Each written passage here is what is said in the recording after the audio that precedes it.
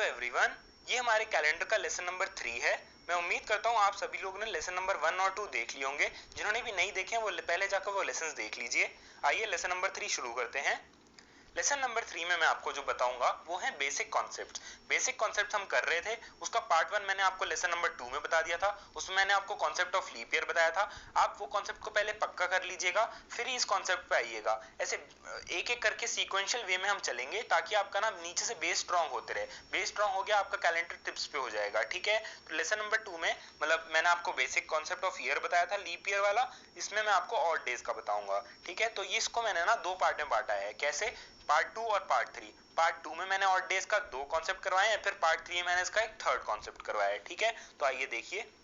देखो odd days क्या होते हैं पहले तो ये जान लो। ऑड डेज जैसे हमने लीप ईयर जाना था, उसका कॉन्सेप्ट समझने से पहले ऐसे ही आप जान लो ऑड डेज क्या होते हैं। ऑड डेज कुछ नहीं होते, वो एक्स्ट्रा दिन होते हैं। फॉर एग्जांपल अगर मैं आपको बोलूं, ठीक है, कि भाई इस मतलब अगर देखो एक्स्ट्रा दिन किस चीज में एक्स्ट्रा दिन होते हैं? रिमाइंडर, किसी भी नंबर को अगर आप 7 से डिवाइड करोगे और जितने भी दिन बचेंगे, मतलब हफ्ते को कंप्लीट होने में जो एक्स्ट्रा दिन होते हैं। फॉर एग्जांपल 9 है तो अब एक हफ्ते में 7 दिन होते हैं, तो 9 7 दिन तो चले जाएंगे, अब बचे कितने? 2 दिन। वो 2 दिन क्या है? एक्स्ट्रा दिन है। कैसे? क्योंकि उन 2 दिन से वो एक हफ्ते में तो नहीं बैठ रहे ना, अब उन दो को अगर कंप्लीट करना है तो हमें क्या 5 और जोड़ने पड़ेंगे, तो ऐसे कंप्लीट होगा। आप इन सब पे मत जाओ, आप बिल्कुल सीधा सीधा समझो। ऑड डेज मतलब एक्स्ट्रा डेज। एक्स्ट्रा डेज किस चीज में? अगर टोटल नंबर ऑफ डेज दे रखे हैं 7 से डिवाइड करा, जो रिमाइंडर आएगा वो है ऑड डेज। आप ऐसे जान लो। ठीक है, समझ में आ गया? ऑड डेज मतलब एक्स्ट्रा डे। अगर आपको कोई समझाना है किसी को तो आप इसे समझाइएगा कि हफ्ते को कंप्लीट होने में या हफ्ते को कंप्लीट करके जितने दिन बच जाते हैं वो हमारे ऑड डे होते हैं। ठीक है, चलो आगे बढ़ते हैं। अब ऑड डेज ना हम तीन जगह ऑड डेज का कॉन्सेप्ट निकाल सकते हैं। क्या कहा? ऑड डेज हम नंबर ऑफ डेज के बीच में निकाल सकते हैं, ऑड डेज हम गिवन मंथ्स में निकाल सकते हैं, और ऑड डेज हम गिवन ईयर में निकाल सकते हैं। ठीक है, तो मैं आपको तीनों कॉन्सेप्ट बताऊंगा। 1 और 2 जो है वो मैंने इसी पार्ट में वो करा है कवर, और पार्ट 3 को मैंने पार्ट 3 में करा है। ठीक है, ये थर्ड वाले टाइप को मैंने पार्ट 3 में करा है। ठीक है, ताकि आपको एकदम से बर्डन ना फील हो। चलो देखो, अब odd days in number of days क्या होता है? जैसे भाई अभी मैंने आपको बताया, एक आपको टोटल नंबर ऑफ डेज दे रखे हैं। फॉर एग्जांपल आपको दे दिया 8, तो अब 8 में कितने दिन एक्स्ट्रा हैं एक हफ्ते को छोड़कर? देखो एक हफ्ते में 7 दिन होते हैं, तो एक दिन एक्स्ट्रा बच गया, ऑड डे आ गया 1। आपको कैसे निकालना है? 8/7, रिमाइंडर क्या आया 1, तो 1 हो गया ऑड डे। ऐसे ही 10 को देख लो, 10/7 रिमाइंडर आया 3 हो गए ऑड डेज। फिर 16/7 रिमाइंडर हो गया 2 ऑड डेज। ठीक है, फिर 21/7 देखो ये कंप्लीटली डिविजिबल हो गया, दैट मींस रिमाइंडर क्या आया 0, तो 0 ऑड डेज। ठीक है, फिर 5/7 इसमें रिमाइंडर आया 5, तो 5 ऑड डेज। ठीक है, तो आपको ऐसे ये ऑड डेज निकालने हैं। फिर अब इस ऑड डेज को हम क्या करेंगे, एक मंथ के कॉन्सेप्ट पे लेकर चलेंगे। पर मंथ के कॉन्सेप्ट को मैं आपको ग्रेजुअली अगर लेके चलूं तो देखो फेब में नॉर्मल ईयर में 28 डेज होते हैं, आपने 7 से डिवाइड करा, रिमाइंडर आया 0, तो 0 ऑड डेज। फिर 29 होते हैं, 29/7 करा, रिमाइंडर क्या आया 1, तो 1 ऑड डे हो गया। ठीक है, ऐसे ही अगर आपने देखो अब 29 कब होता है? फेब के किसी भी लीप ईयर में फेब में 29 डेज होते हैं। फिर किसी भी मंथ में 30 डेज भी होते हैं, 31 डेज भी होते हैं।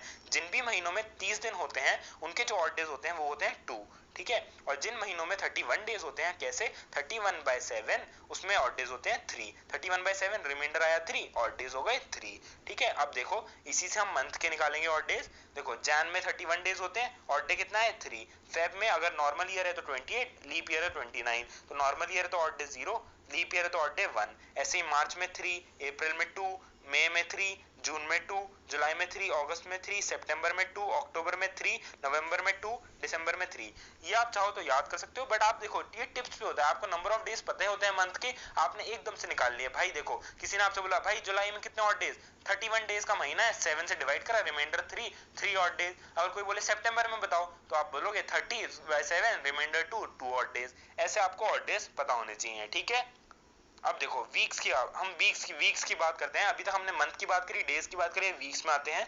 मैंने आपको ना एक चीज बोली, ऑड डेज क्या होते हैं, जो भी एक हफ्ते को कंप्लीट करके जो दिन बच जाते हैं। अब अगर आपसे कोई बोले वीक्स, तो भाई वीक्स में तो ऑलरेडी हफ्ते कंप्लीट हो जाते हैं ना। मतलब आपको देखो, अगर आपको कोई बोले एक वीक का मतलब क्या होगा, 7 डेज, तो इसमें तो सारे उतने दिन है जितने हमें एक वीक को कंप्लीट करने के लिए चाहिए। अगर आपको बोले कोई 2 वीक्स, तो 14 दिन, इसमें तो हफ्ते कंप्लीट हो रहे हैं, कोई भी एक्स्ट्रा दिन बच ही नहीं रहा है। तो देखो कैसे आप देखो कॉन्सेप्चुअली अगर देखोगे तो 7/7, रिमाइंडर क्या 0, तो ऑड डेज 0, ऐसे सभी, क्योंकि 7 के मल्टीपल ही होंगे। अब अगर आपको कोई पूछे एग्जाम में कि भाई बताओ 50 वीक्स में कितने ऑड डेज होंगे, तो आप 350/7 ये सब कैलकुलेट थोड़ी ना करोगे भाई।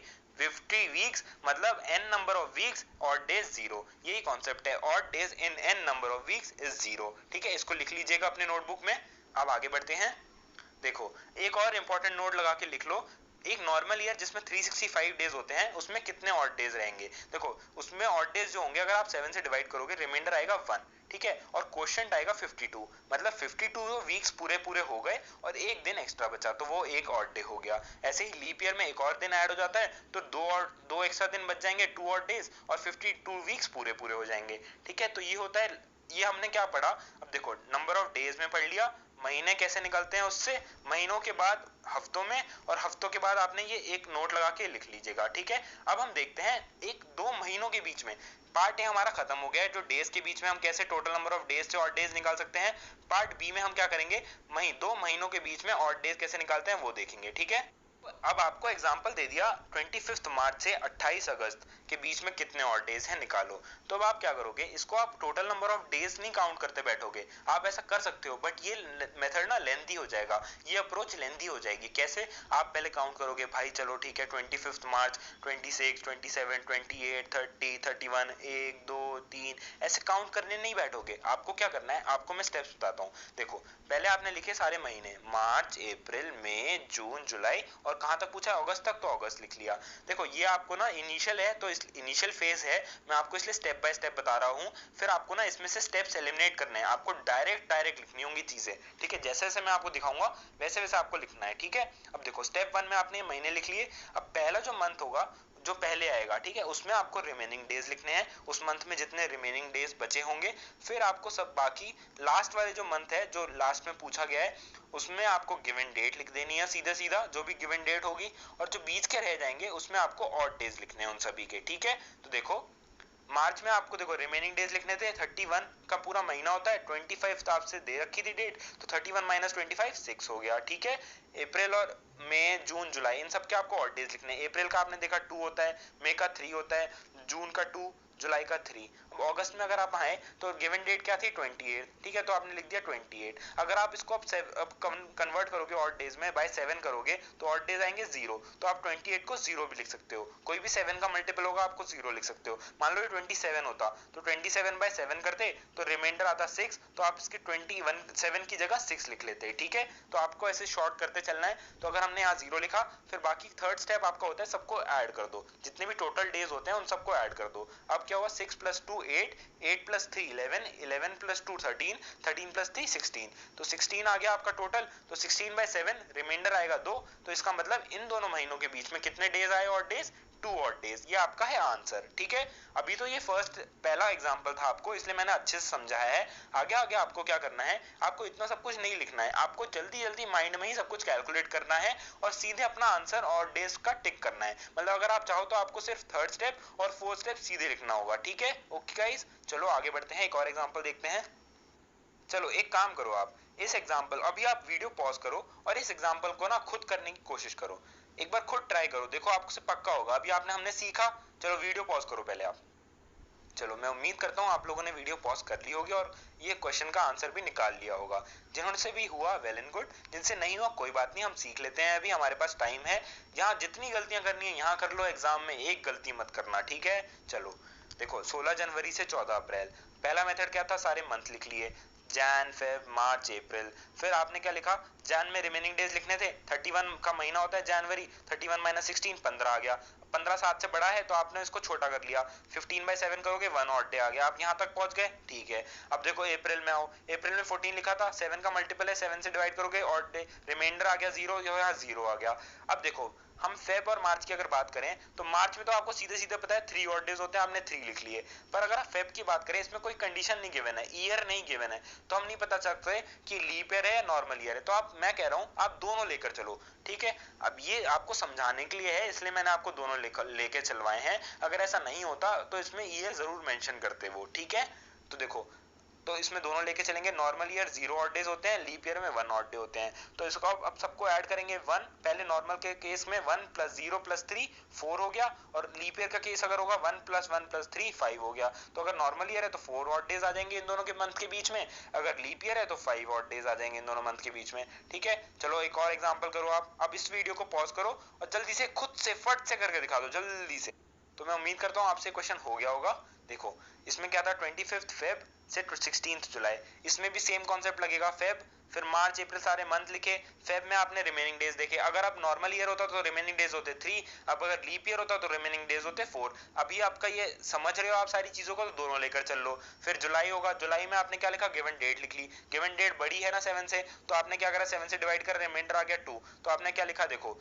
अब देखो, मैं इसको ना मैंने दो अलग अलग केसेस कर लिया, एक नॉर्मल ईयर वाला, एक लीप ईयर वाला। कैसे, ये 3 प्लस 3 यहाँ लिख लिया सारा, 3 plus 3 plus 2 plus 3 plus 2 plus 2, ये हो गया 15। ये हो गया हमारा नॉर्मल ईयर वाला केस, ये हो गया। और 4 को जब एक और ऐड कर दोगे तो ये हमारा हो गया लीप ईयर वाला केस, ठीक है। तो ये हमारे दो केसेस हो गए, बन गए, ये नॉर्मल ईयर का, ये लीप ईयर का। अगर नॉर्मल ईयर की हम बात करें तो ऑड डेज कितने आ गए हमारे पास, 1 आ गए। अगर लीप ईयर की बात करें तो ऑड डेज हो गए 2। तो देखो, ये था सारा ऑड डेज का कॉन्सेप्ट मंथ्स और डेट्स में, ठीक है। नंबर ऑफ डेज अगर दे रखे हो तो आपको डायरेक्ट मल्टीप्लाई डिवाइड करना है 7 से, रिमाइंडर जो आएगा वो ऑड डेज। अगर आपको मंथ्स दे रखे होंगे तो आपको ये अप्रोच फॉलो करनी है, ठीक है। पहले हर पर्टिकुलर मंथ में ऑड डेज निकालने हैं, फिर उन सभी को ऑड डेज को ऐड करना है, फिर उन सभी ऑड डेज का जो सम आया है उसको 7 से डिवाइड करके देखना है, फिर रिमाइंडर जो आएगा वो आपका टोटल ऑड डेज होगा उन दोनों मंथ के बीच में, ठीक है। ओके गाइस, तो मैं उम्मीद करता हूँ आपको ये लेसन पसंद आया होगा। इसके अगले लेसन में हम ईयर्स में, जैसे अगर गिवन नंबर ऑफ ईयर्स हैं उसमें ऑड डेज निकालने होते हैं, वो कैसे निकालेंगे उससे डील करेंगे, ठीक है। तो अगला लेसन जरूर अटेंड करिएगा। तो मिलते हैं अगले लेसन में। Thank you and have a nice day guys.